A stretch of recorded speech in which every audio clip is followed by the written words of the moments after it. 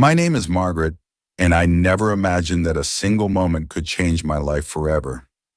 At 72 years old, I had lived through my fair share of ups and downs, raising a family, losing loved ones, watching the world change in ways I never thought possible. But nothing could have prepared me for what happened on that fateful afternoon. It started as just another ordinary day in my quiet town in Montana. The sun was dipping behind the mountains, casting a golden glow across the horizon. I had just finished my errands, picking up groceries and stopping by the pharmacy for my prescription. Driving home along the familiar winding road, I was thinking about dinner, my grandkids, and all the little worries that filled my days. Then, out of nowhere, a sharp pain shot through my chest. It was like a bolt of lightning, intense, gripping, and terrifying. My hands tightened around the steering wheel, but I could feel my strength fading. I gasped for air, but it felt like I was drowning, like the world itself was closing in around me. My vision blurred, the road in front of me twisting and bending. The familiar landscape of pine trees and distant hills seemed to distort as an unbearable weight pressed down on my chest. I knew something was terribly wrong. My heartbeat pounded in my ears, each beat slower and fainter than the last. A cold sweat broke across my skin, but the pain was quickly replaced by an eerie sense of detachment. The world around me slowed down. The trees, the passing cars, even the birds in the sky all seemed frozen in time. The next thing I remember was the sound of screeching tires, a loud crash, and then silence. I was lying on the side of the road, staring up at the sky. The deep blue of twilight stretched endlessly above me. I could hear distant voices, shouting, sirens wailing, the murmur of concerned bystanders. But none of it felt real. It was as if I were hearing everything from the other side of a thick glass wall. As I lay there, something strange happened. The pain that had gripped me moments ago was gone. In its place was a profound stillness, an overwhelming peace that I had never known before. All the worries, the fears, the burdens I had carried throughout my life simply melted away. I wasn't afraid anymore. I wasn't even sure if I was still alive. Then I realized I was floating. I looked down and saw myself lying motionless on the pavement. A group of strangers had gathered around me, their faces twisted with concern. I could see a woman in a pink jacket kneeling beside me, pressing her hands against my wrist, checking for a pulse. A paramedic was rushing toward me with a defibrillator, his expression tense, but I felt no connection to my body lying there. It was like watching a scene from a movie, one I was no longer a part of. I tried to speak, to call out, but no sound came from my lips. I reached out, but my hands passed through the air as if I were made of mist. A strange sensation filled me, not fear, not panic, just an acceptance that I was no longer bound to the world as I had known it. Then I felt something pull me upward. It wasn't physical, but rather an invisible force, like a current carrying me towards something beyond my control. I didn't resist. I felt lighter than I ever had, as if I were shedding the weight of a lifetime in mere moments. Ahead of me, in the vast expanse of the sky, a light appeared. Small at first, then growing brighter and brighter. But it wasn't just any light. It was warm, inviting, like stepping into the embrace of someone you had longed for your entire life. The further I drifted toward it, the more the world I had known began to fade.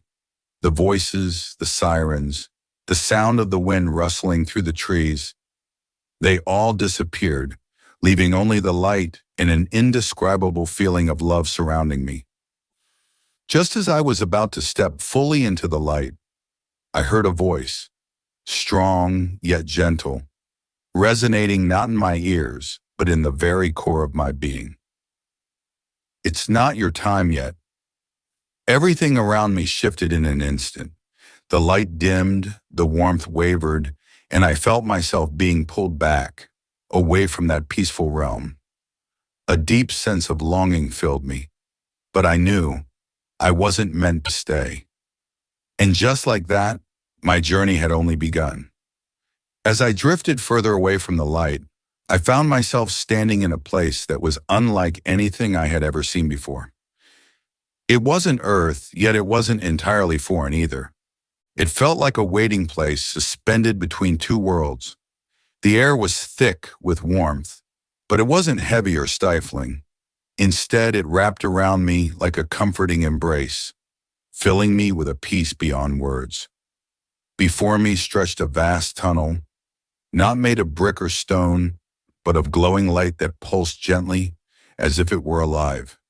It extended far into the distance, and though I couldn't see where it led, I felt an unexplainable pull toward it.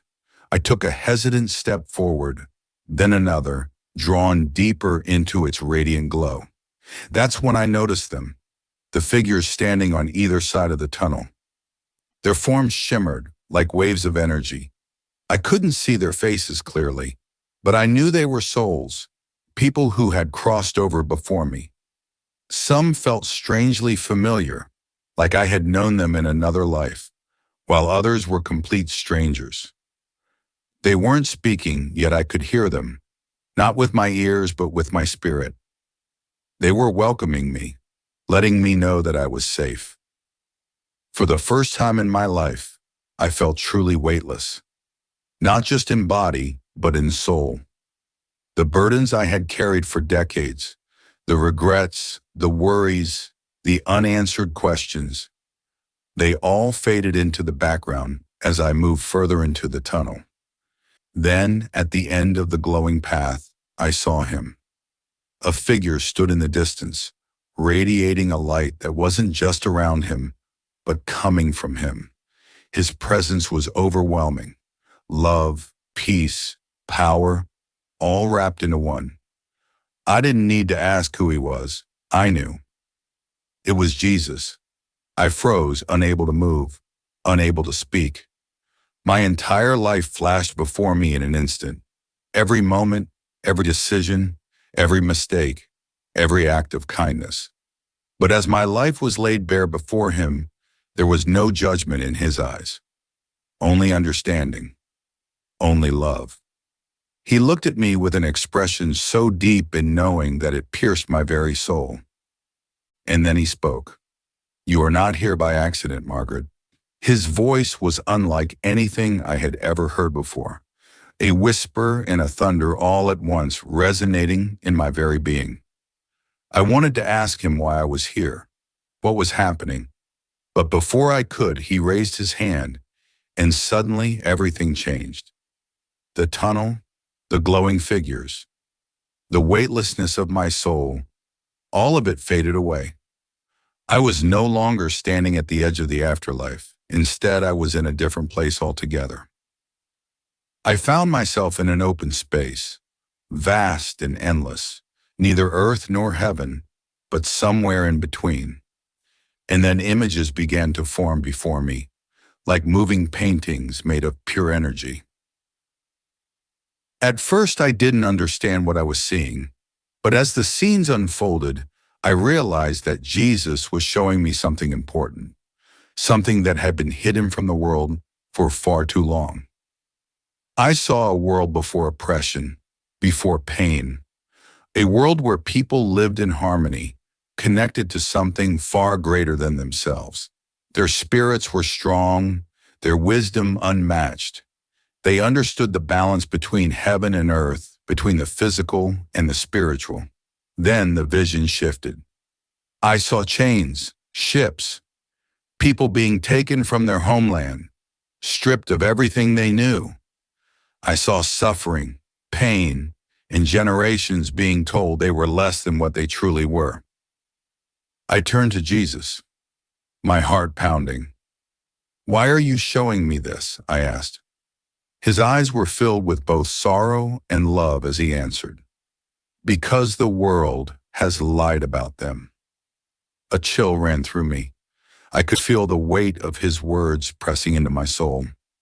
They were given gifts, knowledge, and wisdom that others tried to erase. Their oppression was not just physical, it was spiritual. Because if they ever truly remembered who they were, the world would change. I gasped as the vision continued. I saw powerful forces working behind the scenes, shaping history, controlling what people believed. I saw generations growing up believing they were weak, when in truth they had been among the strongest. And then I saw something incredible. I saw people waking up. I saw them remembering their worth, reclaiming their power. I saw them rising. Jesus turned to me once more, and for the first time he smiled. The time of revelation has begun. They will rise again. Tears filled my eyes. I had never felt something so profound, so overwhelming. The truth had been hidden, but not forever. The world was beginning to change, and nothing could stop it. Just as I tried to process everything I had seen, Jesus raised his hand again. Another wave of energy rushed through me, and in an instant, I was pulled deeper into the revelation. What I saw next would change the way I viewed the world forever. As I stood before Jesus, the visions around me continued to shift. The vast open space transformed into scenes that felt ancient, yet deeply familiar. It was as if I had been transported through time, witnessing history in a way I had never seen before. Before me lay a magnificent land, glowing with golden light.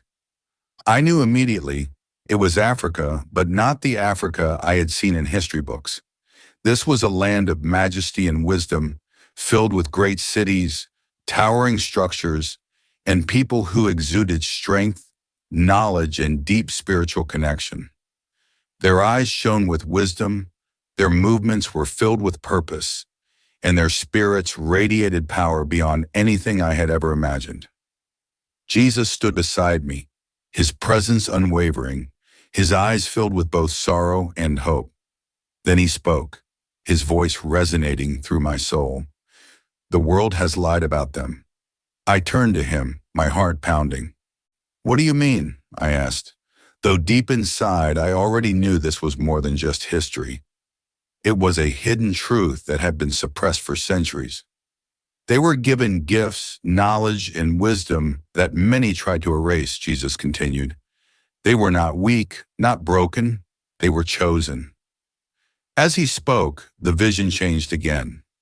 I saw men and women standing on sacred ground, their hands lifted toward the heavens as they communed directly with God. There were no intermediaries, no barriers between them and the divine.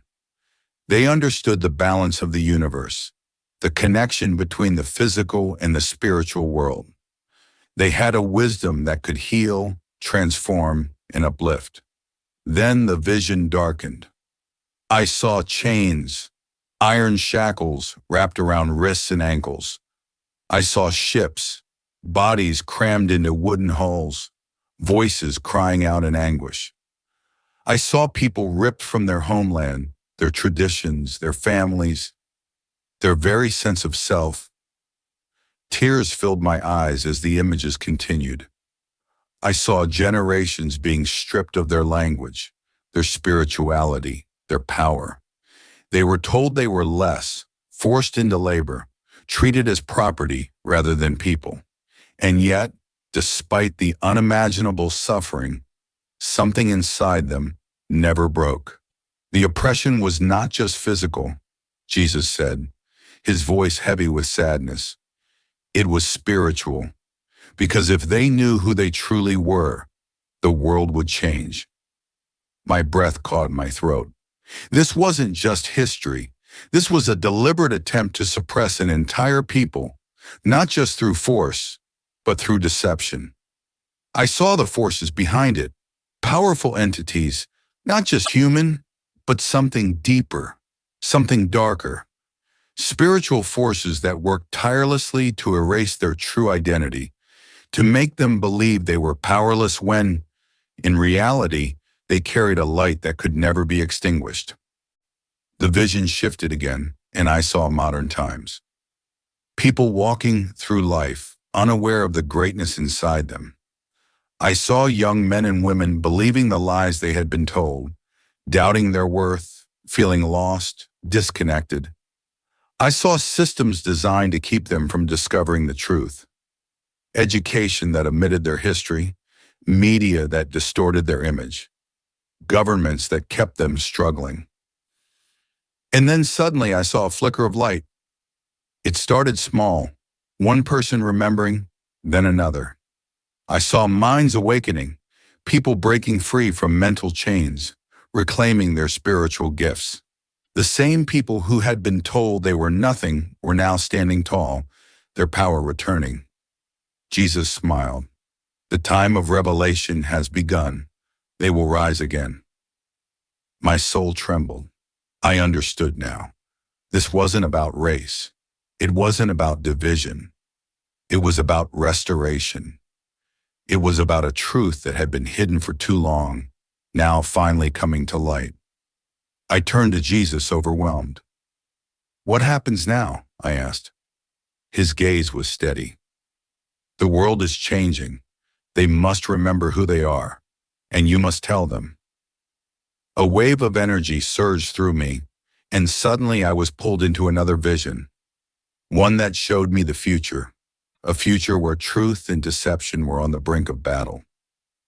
And in that moment, I knew my journey was far from over. The vision before me shifted once again, and I found myself standing at the edge of a great expanse. It was neither earth nor heaven, yet it carried the weight of both.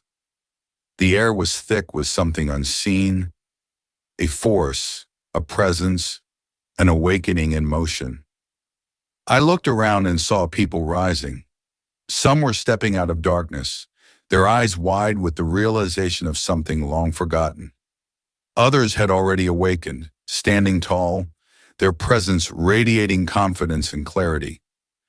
It was as if the truth had unlocked something within them, a power, a knowing, a deep connection to who they were meant to be. Jesus stood beside me, watching, his face calm yet filled with purpose. "This is what happens when the truth is no longer hidden," he said. The world had spent centuries trying to suppress, erase, and distort the truth. But now that suppression was beginning to crack. I could see it, people breaking free from mental chains, from false narratives, from the belief that they were powerless. The vision shifted again, and I saw a gathering of people. They were of all ages, backgrounds, and walks of life, but their spirits were connected in one unshakable truth. They were remembering. They were rediscovering their divine connection, not through institutions, not through intermediaries, but directly. I saw them praying, meditating, seeking wisdom from the source itself. They no longer needed permission to know who they were. They were reclaiming their spiritual inheritance. Then I saw a force trying to stop them. It was shadowy, moving silently, working through the systems of the world, through governments, through media, through education, through fear. It didn't come as an outright war, but rather as deception, distraction, and division. It whispered lies into people's hearts, convincing them they were too weak, too broken, too lost to rise. Some people believed the lies. They turned away from the awakening, choosing comfort over truth, fear over faith. But others fought back. I saw people standing in their full power, refusing to be controlled. They had clarity in their eyes, peace in their hearts, and fire in their spirits. They were leading others, lifting them up, reminding them that they were never meant to live in chains. Jesus turned to me and spoke again. "This is the battle, not one of flesh, but of the spirit." I understood now. This was not just about history. This was about a spiritual war that had been waged for centuries. A war over identity, over knowledge, over faith. Those who had been oppressed the most had been targeted because of their divine power. And now they were waking up. The vision shifted once more, and I saw the world trembling. Earthquakes, fires, floods, signs of a great shaking. It wasn't meant for destruction, it was meant for renewal. The world must be shaken before it can be restored, Jesus said. Then I saw hope. After the chaos, after the turmoil, a new world was emerging. A world where people were no longer bound by fear, no longer enslaved by deception. A world where truth was no longer hidden, where people walked in power, in love, in divine wisdom. Jesus looked at me with urgency in his eyes. The prophecy is unfolding.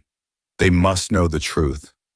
I felt myself being pulled back, the visions fading, the warmth of his presence beginning to slip away. My heart ached, longing to stay, but I knew I had a mission. The last thing I saw before everything went dark was his gaze, full of love, full of strength, full of purpose. Then suddenly I gasped for air. I was back. The beeping of hospital monitors filled my ears, the harsh fluorescent lights stinging my eyes. My chest rose and fell, my heartbeat pounding. Nurses rushed to my side, their voices urgent, but I barely heard them. Because I wasn't the same. I had seen the truth, and now I had no choice but to share it. When I opened my eyes in the hospital, I knew I had returned, but I wasn't the same person who had left. The world around me felt heavier, too loud, too bright, too dense. My body was weak, but my spirit was restless, still clinging to the visions I had seen. I had been shown a truth so powerful, so urgent, yet I had no idea how to share it. At first, I told only my family. Sitting in my living room a few days after being discharged, I gathered my children and grandchildren, my hands trembling as I spoke. I described the light, the tunnel, and most importantly, the revelation about identity, history, and spiritual awakening. I could see the doubt in their eyes before they even spoke.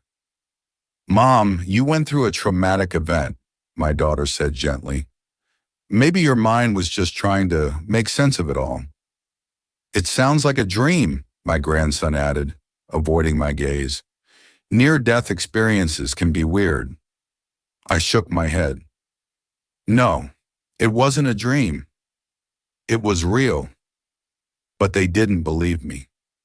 Not fully. I tried again, reaching out to old friends, members of my church, even strangers online. Some listened politely. Others dismissed it outright. Some told me to keep it to myself, that speaking about such things would only bring trouble. And then strange things started happening. Videos I recorded about my experience would mysteriously disappear from my computer. Emails containing my story would fail to send. My phone would randomly shut off whenever I tried to type about the visions. At first, I thought it was coincidence. Then one night, I received a call from an unknown number. I hesitated but answered. Silence, then a breath. Slow, deliberate. Then the line went dead. A chill ran down my spine. Something or someone didn't want me speaking. That night, as I lay in bed, I saw a shadow move across my bedroom wall.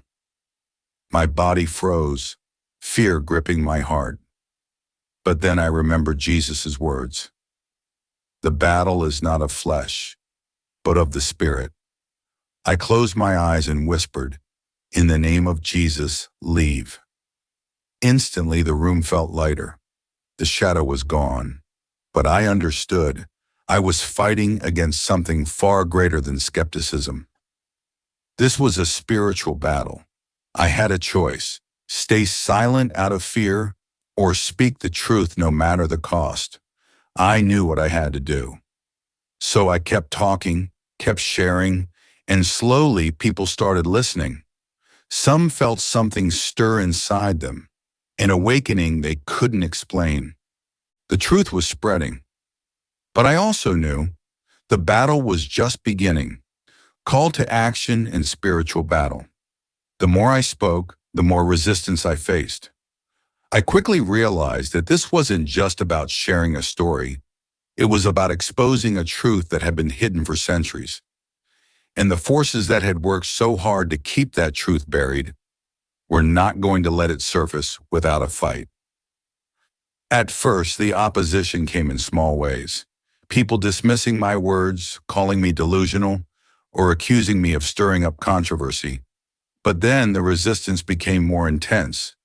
Emails disappeared from my inbox. Videos were deleted without explanation, and strangers sent cryptic messages warning me to stop talking.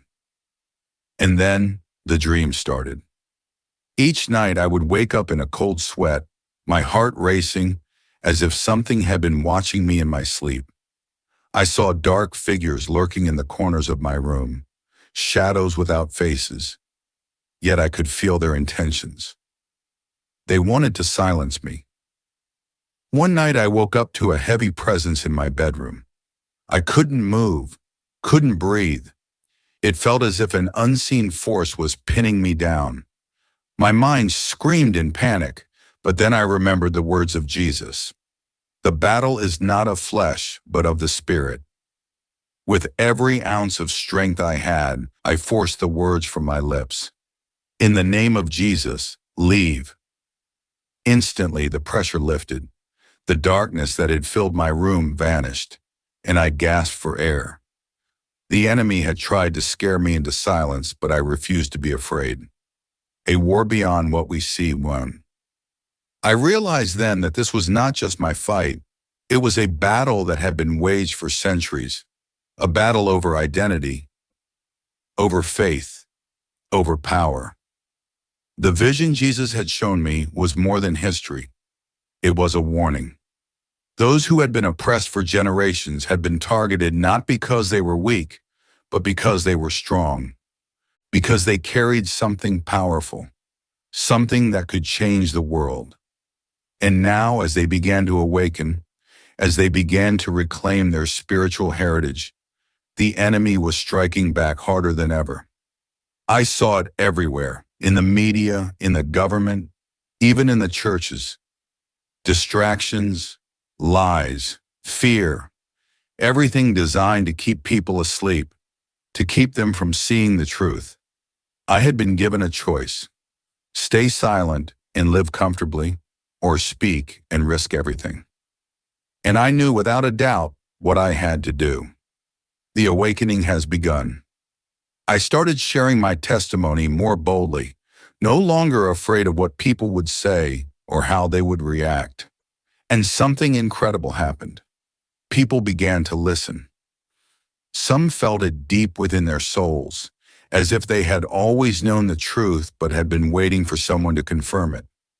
Others, who had been skeptical at first, started experiencing their own awakenings, dreams, visions, an unexplainable pull towards something greater. But the more people woke up, the stronger the opposition became. The world does not give up control easily. I saw governments using fear to divide people. I saw churches refusing to acknowledge the truth, afraid of what it would mean. I saw institutions doubling down on deception, keeping people distracted with endless conflicts, materialism, and confusion. They wanted to keep us asleep. But I also saw something else, a movement growing. I saw people stepping into their power, remembering who they were, embracing the wisdom and gifts that had been hidden from them for so long. I saw communities coming together, sharing knowledge, lifting each other up. The awakening was spreading, and no force in the world could stop it. The choice is yours. Now, I turn to you, the one reading these words. This is not just my story. This is your story too. Maybe you have felt it, a stirring in your spirit, a feeling that something in this world is off, that there is more to your existence than what you've been told. Maybe you've always known that history was incomplete, that something had been taken, hidden, distorted. This is your moment to wake up. The world will try to distract you. The enemy will try to make you doubt. but deep down your soul already knows the truth. The time is now. Will you step into your power? Will you embrace the truth? Will you help others awaken? Because once you see the truth, there is no going back. The battle is already happening. The question is, will you fight? The visions may have faded, but their weight remains heavy on my soul. This is not just a message. It is a call to action. The world is at a turning point. The forces that have worked tirelessly to suppress the truth are growing desperate. They will try everything, fear, distraction, deception, to keep people asleep. But the awakening has already begun, and nothing can stop it now. Jesus made it clear, not everyone will choose to see. Some will cling to the comfort of lies because the truth demands too much. It requires courage. It requires faith. It requires a willingness to let go of everything we thought we knew and embrace something greater. I saw it in my visions. Not all will make it through what is coming. Some will allow fear to consume them. Others will fight against the awakening, refusing to believe that the world is not as they were told. But those who stand in truth, those who embrace their divine calling, will rise. So now, I leave you with a choice. You were meant to read this. This is not an accident. You can turn away, pretend this is just another story, and go back to life as usual. Or you can step forward. Will you embrace the truth? Will you wake up? Will you help others see? The time is now. The world is changing. Choose wisely.